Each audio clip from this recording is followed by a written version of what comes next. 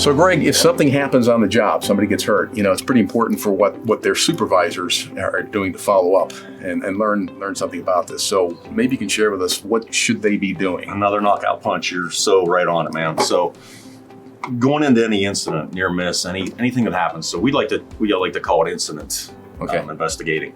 So when I focus on my supervisors with all my clients, and again, why? Because they're the guys that know their people the best, they know their process the best, and they know what's going on. However, they usually have never been taught how to do an incident investigation or what information we need to collect. So what we've done is we've made some documentation for them to have in their pocket, so to speak, like a guide when something happens. What do I do?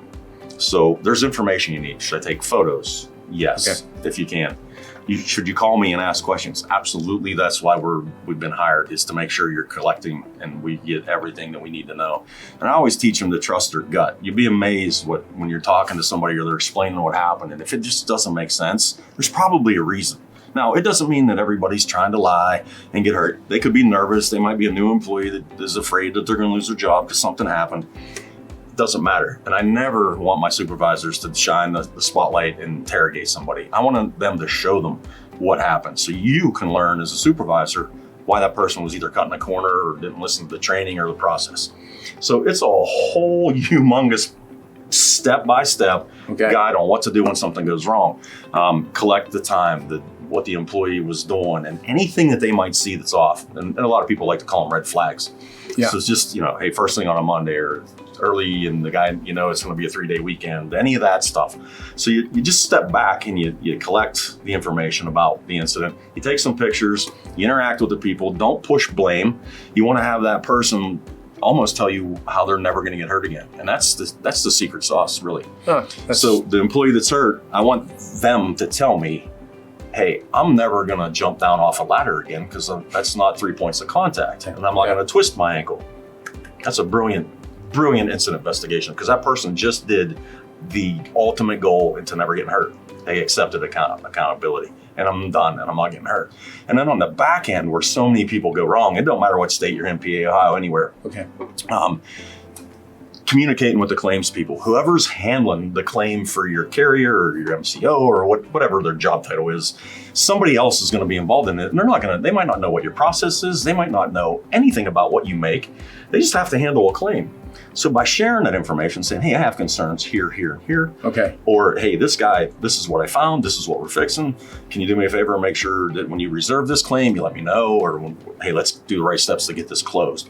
So communication through the whole process just doesn't start and end with the supervisor and the injured employee. It comes out the backside of that, talking to the claims person and sometimes the doctor.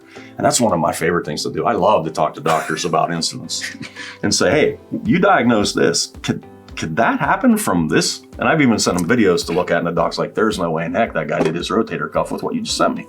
He did something else, or he may have got hurt at home. So communication's key, and it's a learning process for everybody. For the guy doing the investigation, the supervisor or the girl, the employee to accept responsibility and accountability as a team, working with the supervisor so it doesn't happen again. And then back to the claims people and the doctors, so they know what's going on, so they can, maybe get the right treatment. Because I might go in as an injured person, the doc's like, does it hurt? Yeah, right here. What'd you do? Lifted something heavy at work. And that might be all they get. And they're in, they crank people out, and it might not be what you need. You might need to know more details. So I love sharing the details and then getting the right treatment so people get better, faster, stronger, and back to work. And that's a great approach to this whole thing. It's not just who was at fault and why. It was like, it was very interesting what you mentioned about, if the employee then goes, hey, I'll never do this again because, and links it to the safety aspect. That's a great insight. Yeah, buddy. And I think that's a goal, and any supervisor and business owner would want for all their folks to know. And it's sorry some people have to learn it that way, the hard way, but sometimes that's how you learn. Yeah, unfortunately. And if things happen, if it comes out, then that's it's a happier ending, and it's meaningful, and they won't do it again. So, as usual. A lot of great information here. And as usual, you can always find more at safetyintegration.com, safetyintegration.com. Greg has all sorts of great things he shares. So take a look and you'll find a lot more great stuff. Greg, as usual, thanks a whole lot. Thanks, Randy. And thank you for joining us.